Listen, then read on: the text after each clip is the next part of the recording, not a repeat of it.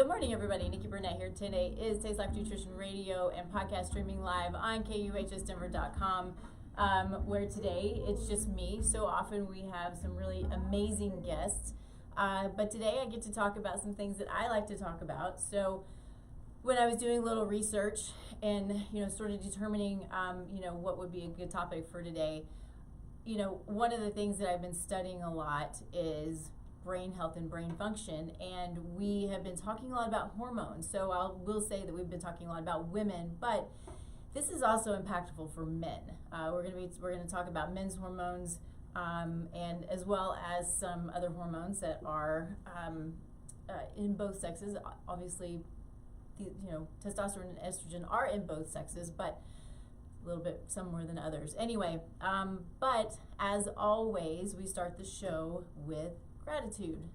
So I think this week I sort of last minute decided to go to a conference. If you know me at all, I'm a little bit of a conference nerd. I'm super excited about it. It is through my favorite lab company, Vibrant America or Vibrant Health, and they have a longevity summit, and I get to hang out with like Mark Hyman. I mean, how cool is that?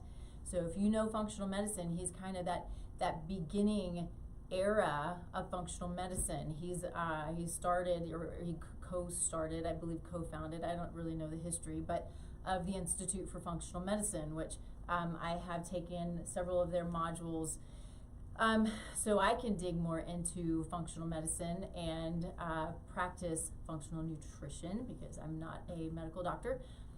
But this is the stuff that helps me to stay, at the top of my game, cutting edge, really, getting in, digging deep.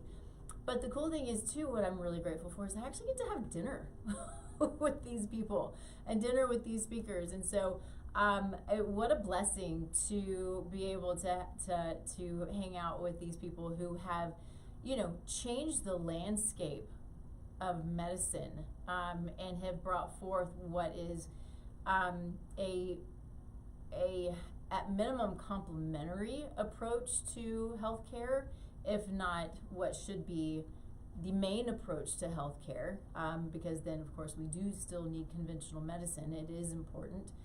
It's very important, and it has a role, and bringing them together, it really is key.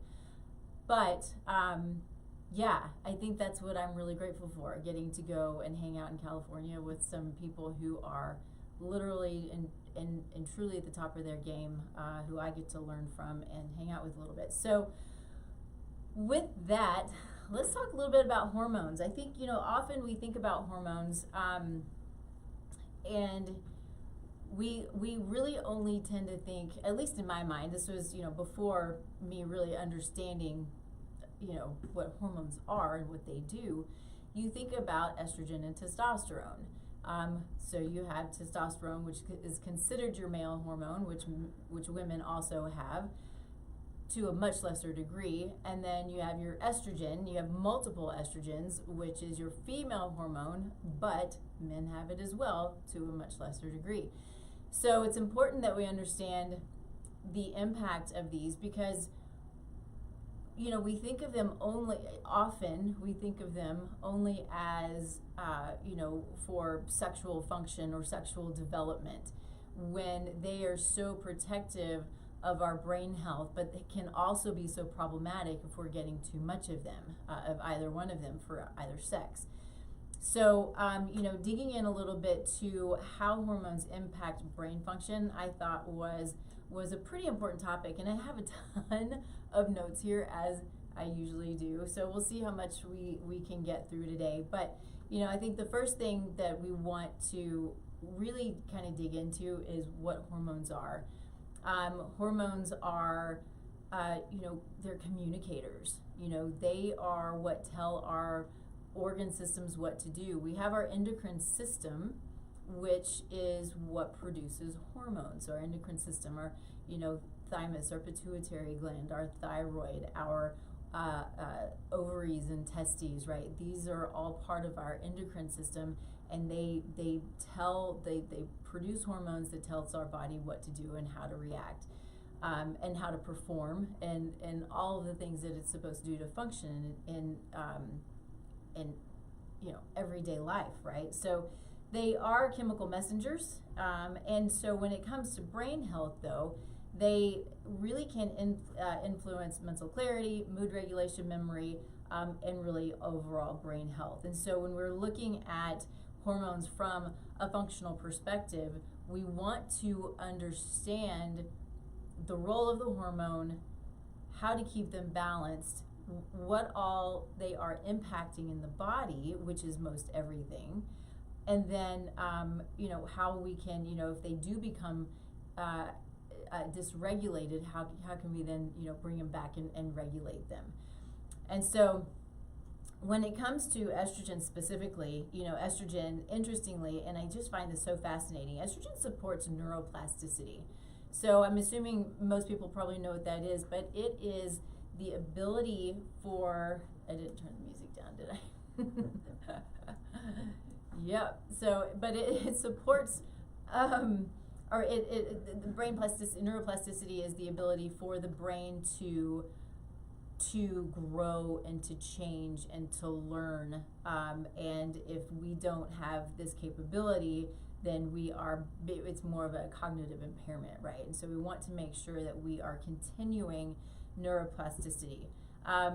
Brain function also promotes neurotransmitter function like serotonin. Serotonin is our happy neurotransmitter.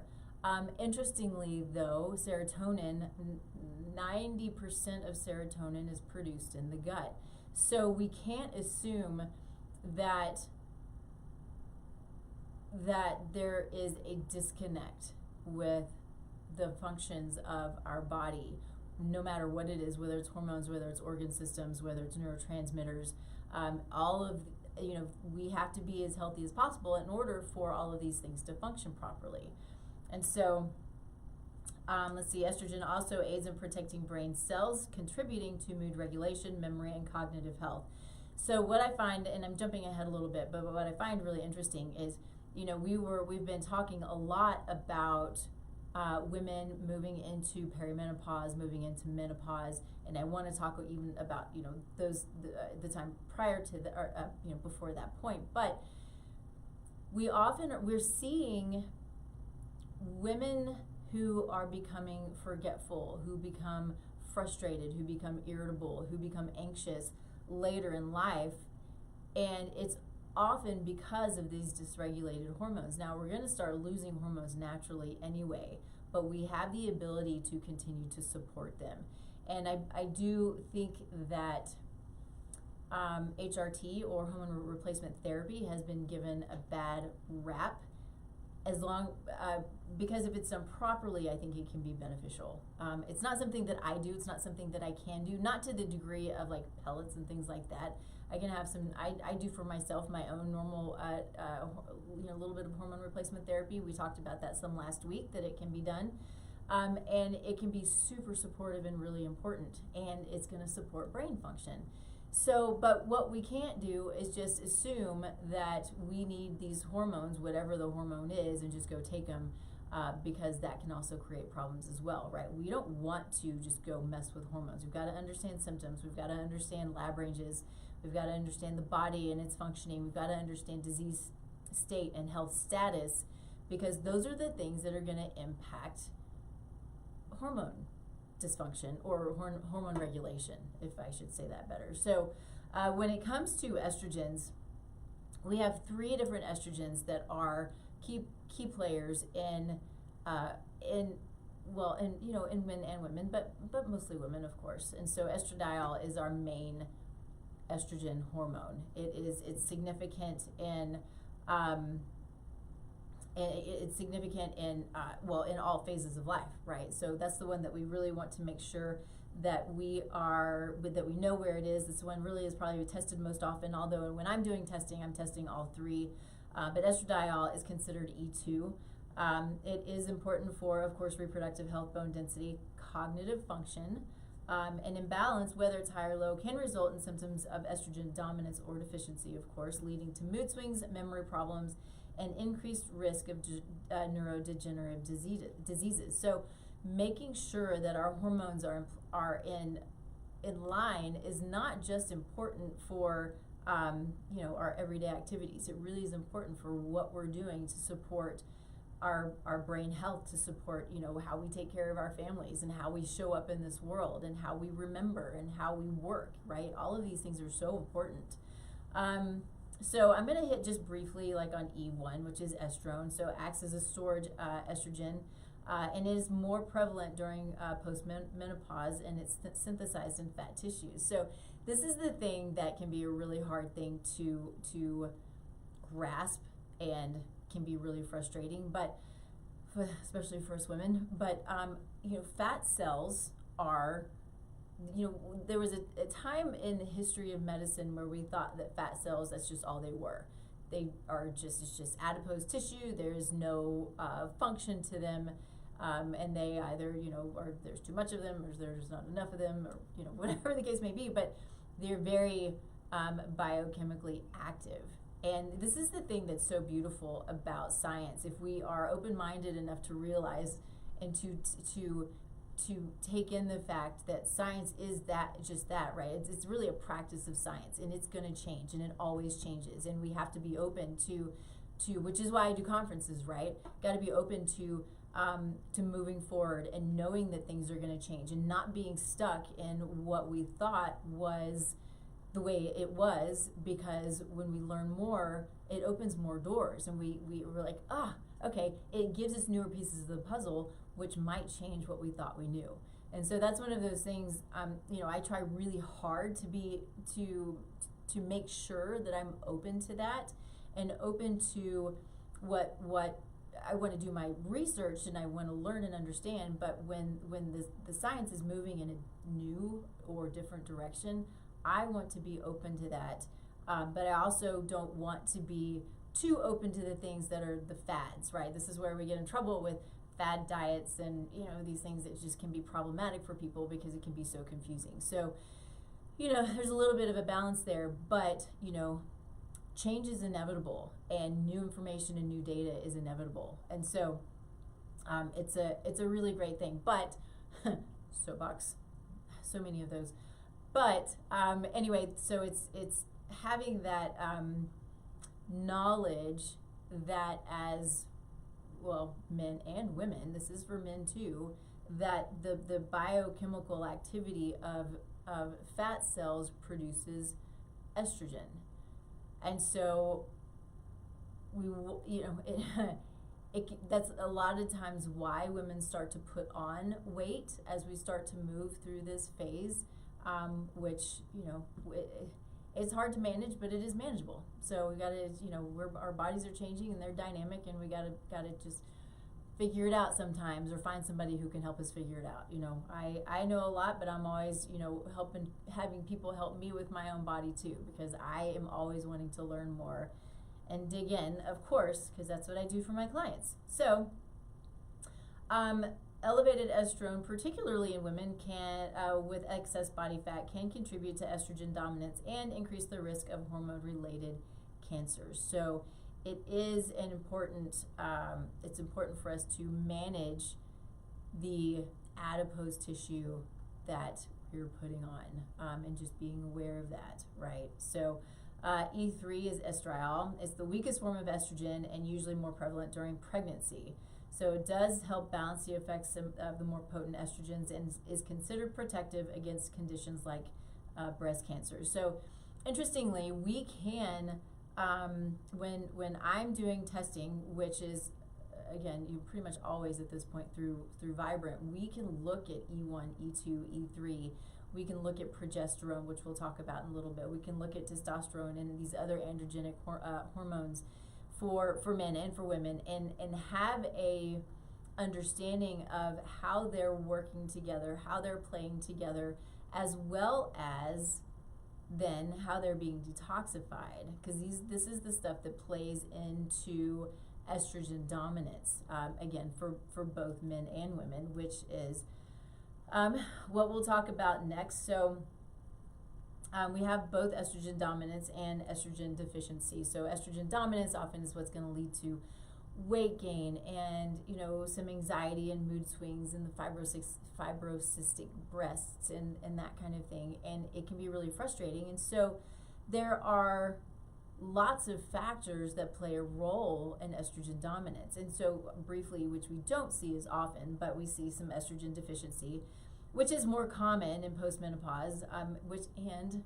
it's not fun, but leads to hot flashes, night sweats, cognitive decline, and increased risk of osteoporosis and cardiovascular disease. So it's this fascinating phenomenon that as we're younger, we tend to have too much of it for a variety of reasons that we'll dig into. But then as we start to lose ovarian function, our estrogen production does go to fat tissues. It does go to adrenal glands to a degree, but we can still become deficient, which then is really frustrating because you get the symptoms, right? And so there are certainly ways of managing that. So my goodness, there are so many people who struggle with it and don't know how to manage it. I will tell you that I had struggled with it for a little while, did some research, learned what I needed to do, understand my body. Thankfully, I'm pretty healthy, and it's very much in control. So at least to date. We'll see what happens tomorrow, right? And so I might have to change things tomorrow. But that's part of it, right? It's being open to knowing that the body's dynamic and it's going to change, and we got to continue to figure it out. So that is life for sure. So what affects estrogen balance, of course, are things like liver health, gut health, and aromatization. Liver health really is key. And so what's so interesting is you hear me talk about epigenetics, and there are, I'll give a brief overview if anybody is new who's listening. I mean, we're hitting a lot of people these days, so which is awesome. We've got new viewers and listeners all the time. But so epigenetics are locations on top of genes that that regulate gene expression. So we have the ability through lifestyle to regulate gene expression, which is the most amazing thing in the world. This is free will, right? This means that I had the ability to have an amazing amount of control over my future health, the health of my children and my great-grandchildren on and down the road. So it puts a lot of responsibility on us, but it's fascinating because it's up to me. It's not up to anybody else. So there's a lot of accountability there, but that's okay. That's why we're here. I want it to be up to me. I don't want it to be up to anybody else, right? And so depending on our own makeup, which I love, I have a doctor friend who has been on the show, Dr. Bush, if you're listening. He says there are never any mistakes, and I fully agree, because these locations are called SNPs, or they're called variants. Everybody has them, and everybody has millions of them, but some of them, a lot of them they're just different, right? And who makes us who we are. And so to sort of put it into perspective, say you have cardiovascular disease in your family,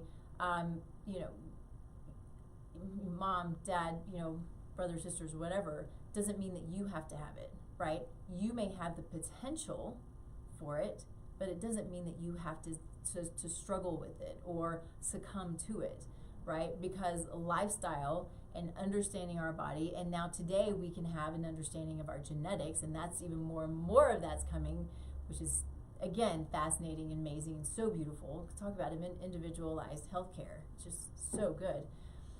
But we have the ability based on what we know about our bodies and know about our lifestyles and know about what we put in our bodies, on our skin, what we have in our environment. All of these things we can control. Now, we may not be able to control what's in the air, right? But that's part of it. But the more we support our body, then the more the body can deal with those insults that maybe are out of our control. So it's a fascinating study in seeing, when I'm talking with people and they're telling me about the diabetes in their family. Hey, Lacey, about the diabetes in their family, about the cardiovascular disease in their family, and their fear of it. Having a healthy fear is okay, right? But having the power to mitigate it is beautiful. It really, truly is. So I say all of these things because there are certain SNPs, I had to get back to my notes, but there are certain SNPs or variants that can impact detoxification. And so again, not a bad thing, but if you know what these variants are, then you know how to mitigate risk. And so there are also things that we can do to, if you don't know your genetics, that's okay, but we can support with liver detox. Now, not everybody believes in liver detox, and cleanses aren't detox. You know, the liver is a detoxification organ, just like the skin is, just like the kidneys are, just like the lymphatic system, just like elimination, right? This is getting junk out of the body, but it's got to work properly. And there are often times when it doesn't. And when someone, you know, comes to me and says, the liver is the detoxification organ, and I don't believe that people need to detox, I don't believe it's necessary to support the liver, all you have to do is look at somebody's genetic variants. Not that we can all do that, but my point to that is to sort of combat that, is you look at somebody's variants and you can see that there are certain issues that don't allow them maybe to detoxify properly, right? Is it their methylation is off? I mean, that's a huge part of detoxification. That would be me, right? So there are things that can inhibit, and there are lots of, so I want to come back and say that there are lots of redundancies also, but we want to support the body optimally.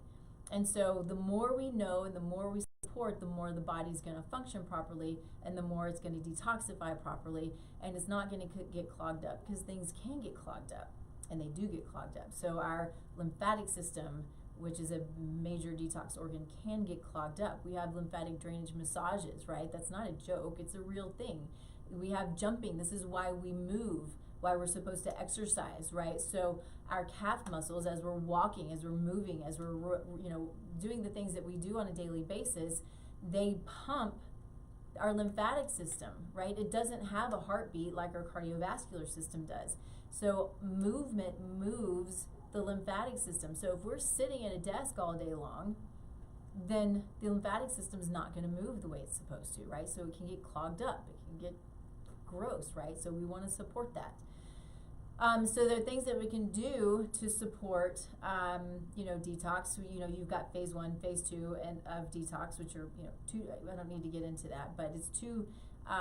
It's turning toxins from a fat soluble form into a water soluble form, so that it can be eliminated. And so, you know, depending on the different phase, you've got amino acids, you've got B vitamins, you know, specifically for those who can take them, or methylated B vitamins.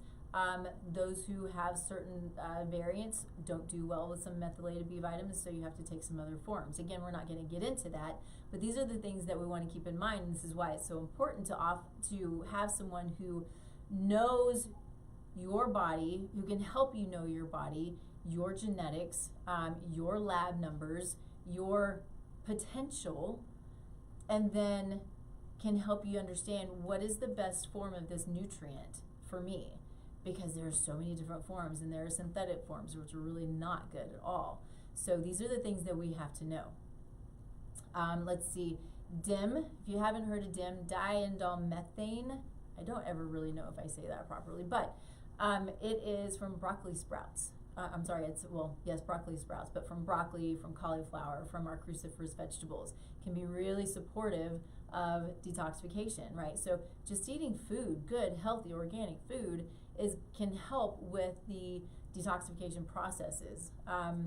There's calcium D-glucarate, which is great, sulforaphane, which is from broccoli sprouts. All of these things are really good at helping to clear estrogens and detox. And so, man, I could just talk about estrogen probably this whole time, but I'm not going to do that. So we're going to move on. We're going to talk about gut health just briefly. You probably know enough, even if this isn't your world, about gut health to know that it's key to have a healthy gut in order to have a healthy immune system, in order to have healthy detoxification, and in order to have healthy hormone balance. So what can we do for gut health? Again, testing is always the best. So what can we do? We can look at your microbiome, we can look at potential pathogens, we can look at inflammatory markers, we can look at how your gallbladder is functioning, how your pancreas is functioning, we can look at short chain fatty acids. all of these things that are so important play a key role in keeping the gut healthy and keeping your gut bugs healthy, right? And so there's another really cool process that's called aromatization. And so this is both for men and for women. What is so fascinating is what can happen in more problematic with men, I would say. But what can happen is there's an enzyme called aromatase. And so anytime you hear that, in biochemistry and ASE, it's usually an enzyme. Maybe it's always an enzyme. But aromatization is this enzyme. So back up. Enzymes are catalysts. Enzymes are the things that move metabolic pathways down the line. And if that enzyme's not functioning properly, which is based on epigenetic variants, if these enzymes are not functioning properly, or you don't have the right nutrients to push them down the line properly with all of these, biochemical reactions that are going on in the body, then they can build up. Or they can do things excessively, which is what happens in the case of aromatization. So essentially, say for men who are, I was going to say aging. Aging's not necessarily the case, but eating a lot of sugar, there's a lot of stress, unhealthy food, unhealthy lifestyle, maybe that beer belly. What happens in this process is their testosterone is being aromatized or converted into estrogen. So we have this big fad now of hormone replacement therapy, or people with low T, doing the pellets and doing all of these things, and so it's not that I'm against that, but what I'm against is not understanding a man's estrogen levels and not truly understanding all of his hormone levels, because they all play together. And so a man might feel, and I sort of just jumped ahead into testosterone a little bit, but that's okay. A man might feel depressed, sad, unmotivated, right? Because that's what testosterone does. Testosterone is this amazing hormone that is a building hormone, and it makes men who they are, and it makes them, want to be men, which is a beautiful thing. Men make me really happy. And so testosterone, having enough testosterone, is what pushes that, right? I mean, there's these other androgenic hormones as well, right? So I don't want to say that there's not, but with testosterone specifically, when a man's not feeling like a man, right, he can become weepy. You can become depressed. These things happen because testosterone is low.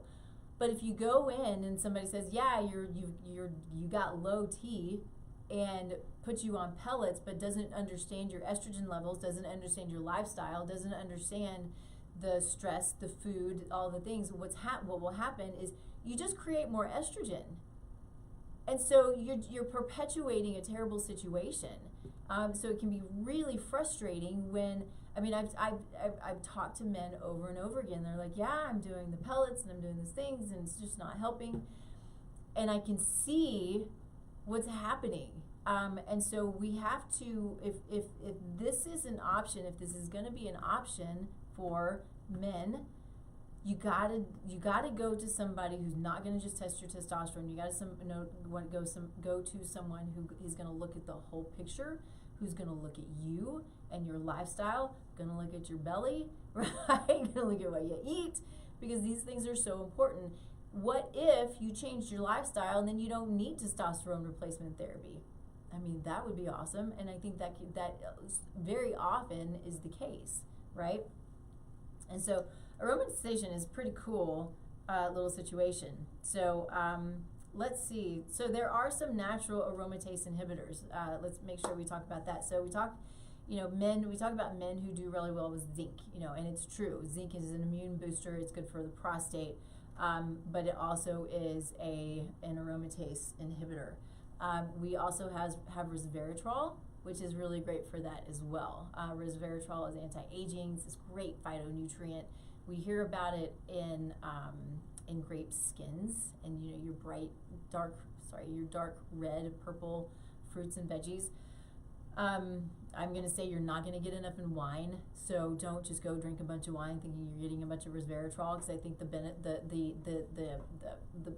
problems, the benefits don't outweigh the detrimental effects of wine. It's just the way that it is, especially wine today, full of pesticides, full of herbicides. Not that I don't drink some wine, right? But it's just having that awareness so you can make the right decisions. So eating your grapes with your skins that are organic with no pesticides. They tend to be really high in pesticides and herbicides. You can also do these great, really, anyway, the resveratrol supplements, but you want to make sure that concentrated was the word I was looking for. Always working on my own brain function. But concentrated resveratrol, where you're getting really good benefits of these phytonutrients that are supporting brain health, but are also supporting, other things that we might want to. And they're anti-aging, right? So who can't love that? I will not get any deeper into the detox phases. I think we did enough of that. But I do think I want to hit a little bit on, I'm going to jump back to estrogen a little bit, because one of the things that I've not talked a lot about is PMS, premenstrual syndrome, and then PMDD, which is premenstrual dysphoria disorder, right? And so this has come, it comes more and more to my attention because I'm hearing about it more and more. And it's kind of, I believe it's a really terrible hormonal imbalance on multiple levels. So we have PMS. PMS is not normal. We're not supposed to experience PMS. So just kind of, keep that in the back of your mind. When I was younger, yes, I experienced it. As I aged, as I became healthier, the symptoms became much, much less. Could it also be because of age? Sure. But as I aged, I started to realize and learn my body. And of course, this is my world, so I'm always studying this stuff. And so symptoms were pretty insignificant for the most part. But I've had clients who their PMS has put them in the hospital due to pain, right? I've had clients who their families are on edge all the time during certain times of their cycle, the luteal phase, right? Luteal phase, so we have our follicular phase, which is when the follicle develops. We've got ovulation, which is middle of the month, and we've got the follicular phase, which is the follicle. And so this is the phase that is prior to when we start, starting to move into experiencing what is potentially PMS or the PMDD, because the hormones are, there are different phases. You have different hormones going in different directions, right? You have sort of this cycle. So trying not to get too deep, so I can cover a lot. So anyway, as we move into this follicular phase and PMS starts to creep up, or PMDD, we have families who are on edge, splitting, divorces are happening, because it's unfortunate, but the hormones as communicators, as what they are, and the extreme dysfunction of them, it's out of control, and it's out of the control of the person who's struggling with it, which is a really hard thing to understand. It's hard for me to understand. I'm grateful that I've not experienced it, but I've seen it, and I'm seeing it so often. And so some of the things that I think that can create this, for one, is going to be the massive amount of xenoestrogens in our environment.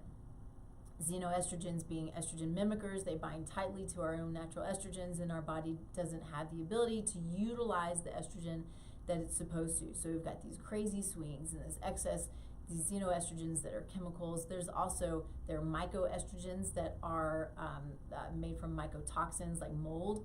There are metalloestrogens from heavy metals. So we're just inundated all the time with these toxins that are throwing our poor bodies so out of whack. So yes, for women, for men too, for our kiddos, right? Throws our bodies way, way out of whack.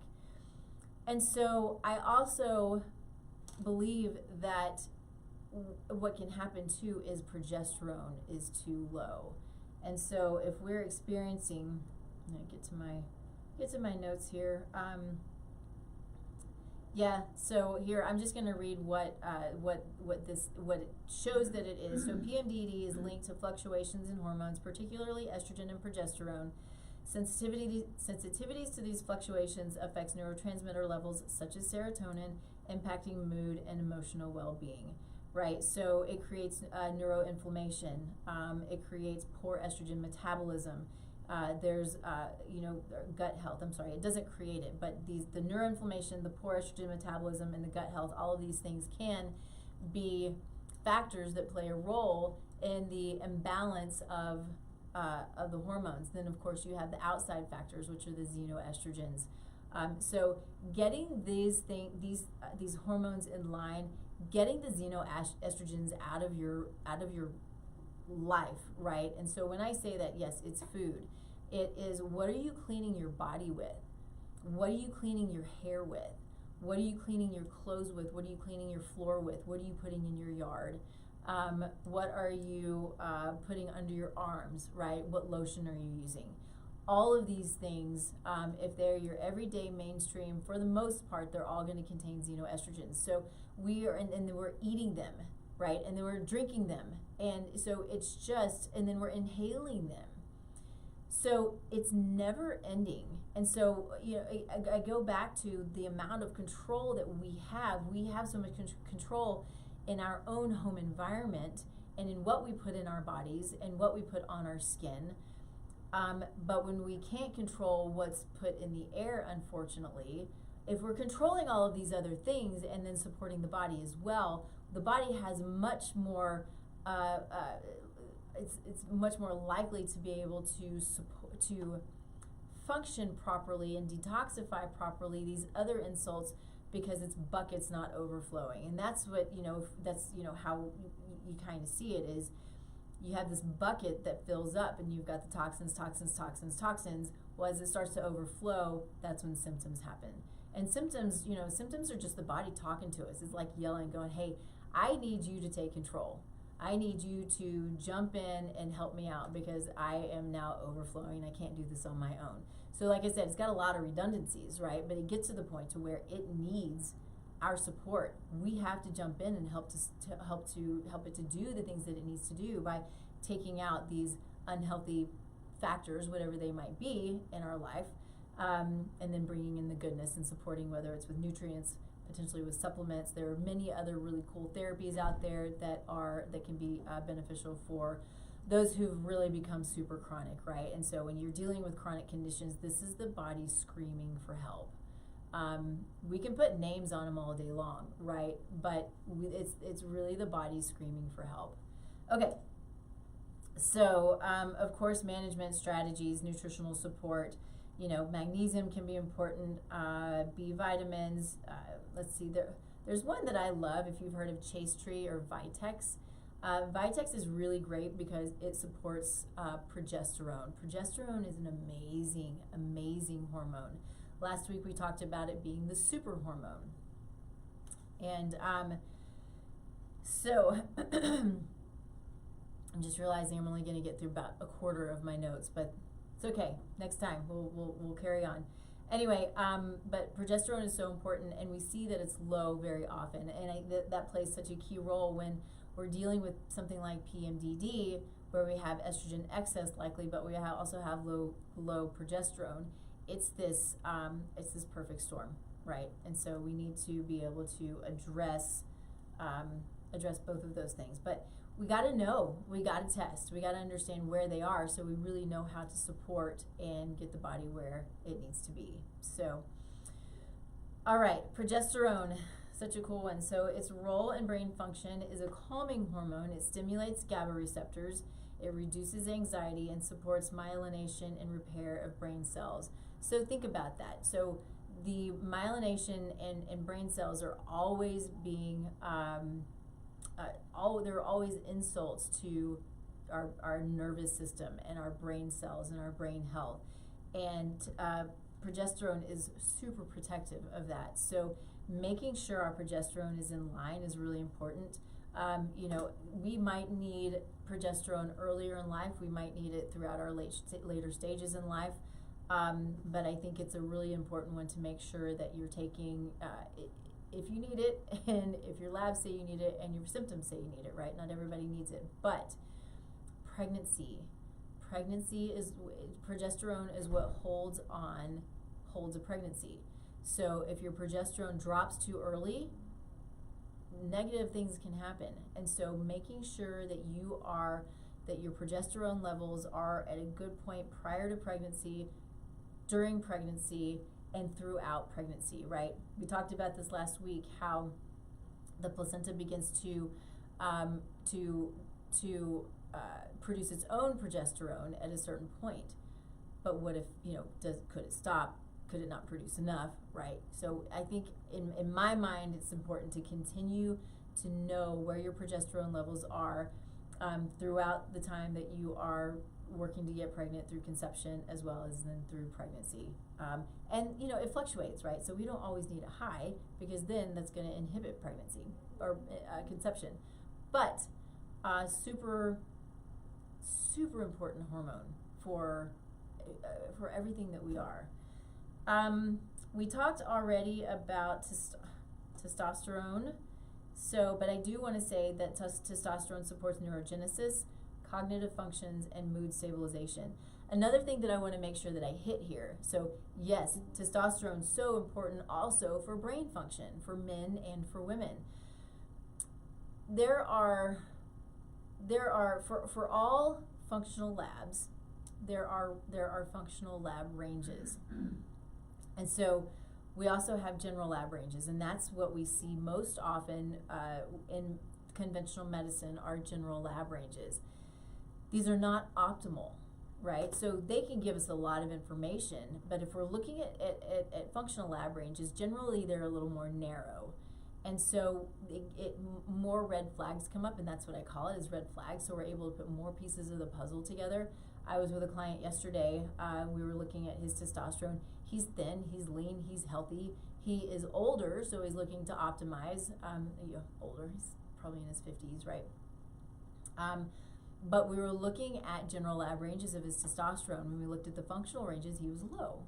So again, this isn't about being okay. This is about being optimum. This is being about the best that we can. And so when we know what these functional lab ranges are for our hormones, then we know, okay, this is how I can better or best address them, instead of missing it, right? So if we look at general lab ranges and nothing comes up, then there's something that we're missing. We really want to see more things, so we're putting pieces of the puzzle together and can know how to move forward to best support. So thyroid, goodness, man, thyroid dysfunction is just rampant. Thyroid autoimmune disease is just rampant, right? And one thing that I want to say about that is often overlooked, is that thyroid dysfunction is one thing, right? It may not be getting the nutrients that it needs. There can be some gut dysfunction.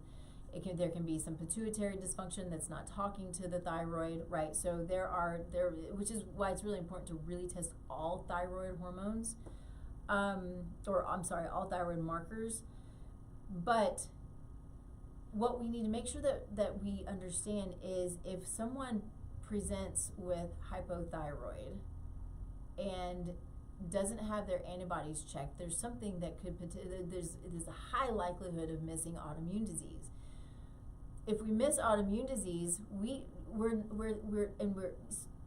autoimmune disease is immune dysfunction.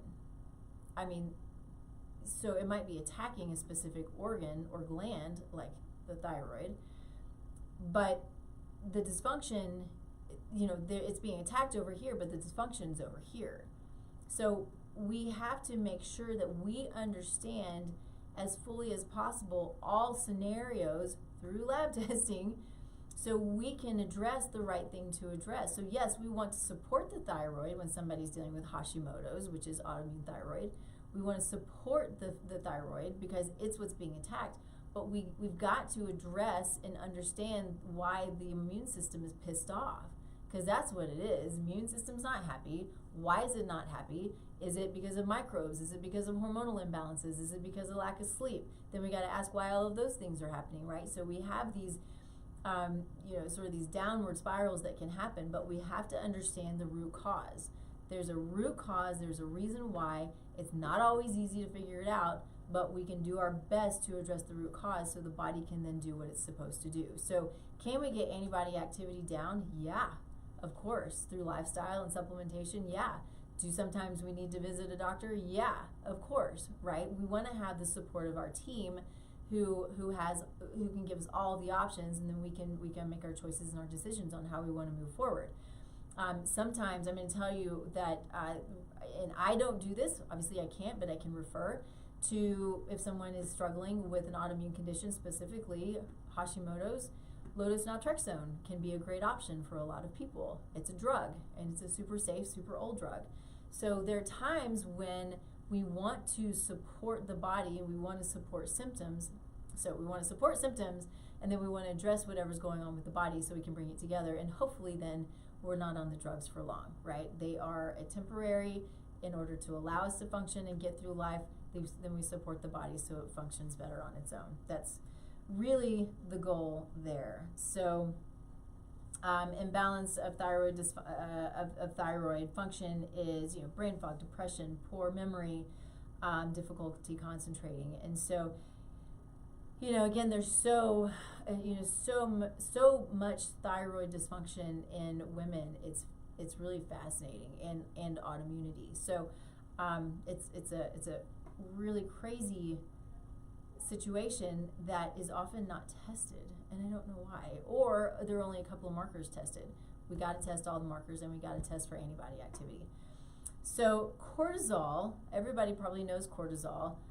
It is basically it's the hormone that is the body's stress response, right? It's produced by the adrenal glands.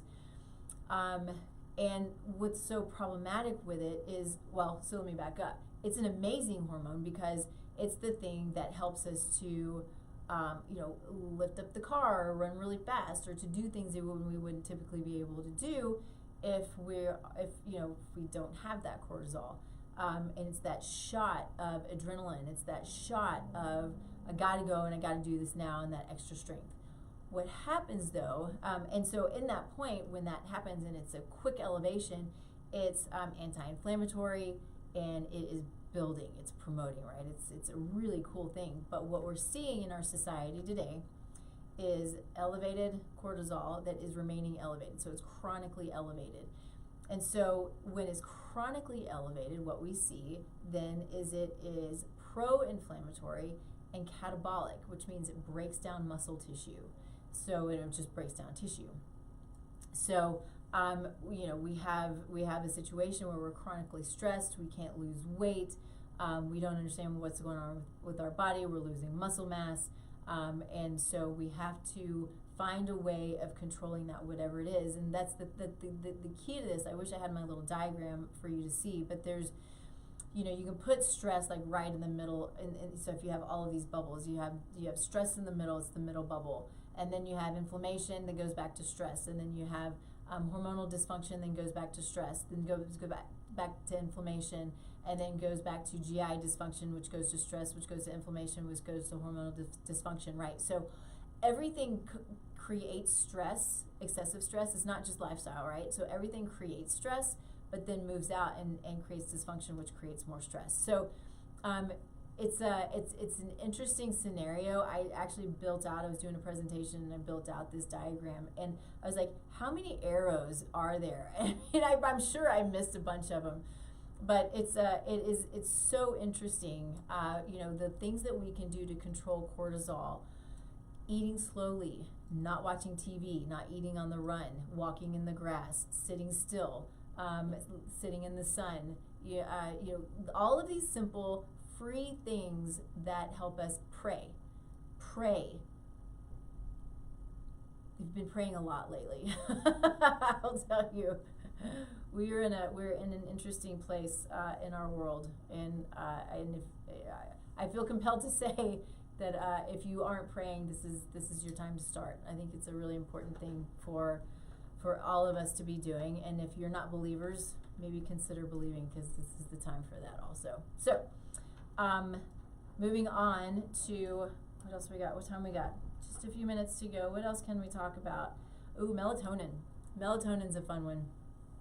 Melatonin is this hormone that, as we know it impacts the sleep cycle, right? So it's produced in the evening. It helps us to be calm. It helps us to fall asleep. But there are things about melatonin that we don't know about. And what really brought melatonin to the forefront was COVID, because it is an amazing, powerful, beautiful antioxidant. And so, especially in the older population who was, struggling more so with COVID, adding on high dose melatonin, and like really high dose melatonin for this population, was really important. So that's when I started personally taking melatonin. But what is fascinating too about it is there is a protocol. There's a doctor named Dr. Del Bredesen. He's the guy reversing Alzheimer's. People will tell you it can't be reversed, and there you can get to a point to where it can't be reversed. That's for sure. So understanding the signs, understanding your body. Is it menopause or is it truly Alzheimer's, right? These are a lot of things that we've got to understand, that we've got to dig through. But melatonin is neuroprotective. And so, let's see. I'm just going to read from what Bredesen says here. So it's important not just for sleep, but as a neuroprotective agent. He suggests taking higher doses of melatonin that may aid in clearing brain plaques, reducing oxidative stress, and supporting mitochondrial function, especially in individuals experiencing cognitive decline. He advocates for melatonin's use in brain health protocols, as it can help improve sleep quality, promote brain repair, and potentially reduce risk for neurodegenerative conditions. So deficiency of melatonin disrupts sleep, right? Impairs brain's ability to repair, and increases the risk of neuroinflammation and cognitive decline. So I think, we need to be careful of the form of melatonin. We can't just go out and just say, okay, let's go take a bunch of melatonin, it's going to be fine. We've got to take what is right and good for us and is a good product, because you can take a melatonin and it's not going to be helpful for you. You got to know, I think it's important to know what your dosing should be. So it's not about just going out and taking a supplement. So I'm not here to sit here and promote taking a bunch of supplements. Supplements are amazing. Supplements have the ability to be amazingly therapeutic, but they can also be a masking agent. So just like drugs, right? Drugs are often masking agents. They squash the symptom, but they don't address the root cause of the problem. Supplements can be the same way. They can also be super therapeutic and really load a body with the nutrients that it needs. So we have to be really strategic with supplementation. And I think it's important to if these are things that you don't know, sorry, my mind just went somewhere else. If these are things that you don't know about, find somebody who can help you, right? Don't go to the internet and just trust everything the internet says. What I was going to say on top of that is, it's wasteful. If you don't know why you're buying it, if you don't know if it's helping you, if you don't know what it's for, if you're just doing it because somebody on the TV told you to do it, you're throwing money down the drain. What good is that? It doesn't do anybody any good, except for the people who are taking your money, right? So, and I'm not saying that all supplements are bad or all supplements are good. Many of them are not good. Many of them are amazing. So you got to know. This is why I use professional lines. This is why I look at the data. It's why I trust the companies that I go to, and it's a rare day that I'm buying anything online. I don't buy things off of Amazon. I don't buy things off of eBay. I'm going to the professional companies and buying their products or using them on my clients, because I need to know that what I'm using is beneficial, not detrimental, and that it's going to work, right? I mean, that's really the key.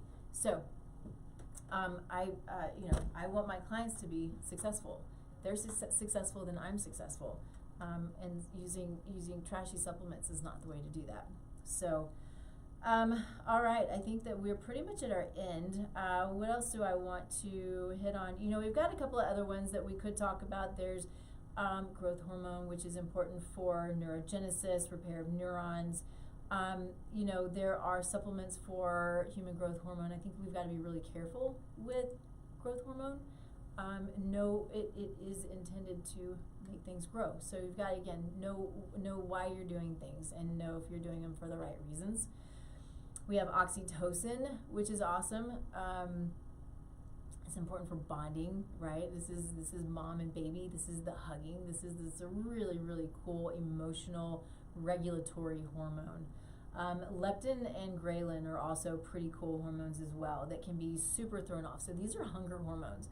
We don't often think about our hunger being based on a hormone, but remember, they're communicators. You know, so if our body's communicating with us, there's something inside us that's communicating with each other. And so we have leptin, which it regulates hunger. It also has neuroprotective properties, promoting cognitive function, memory, and learning. So we can have leptin resistance, and so that can happen. We often see that with obesity. It also then can impair cognitive function and increase the risk of neurodegenerative diseases. So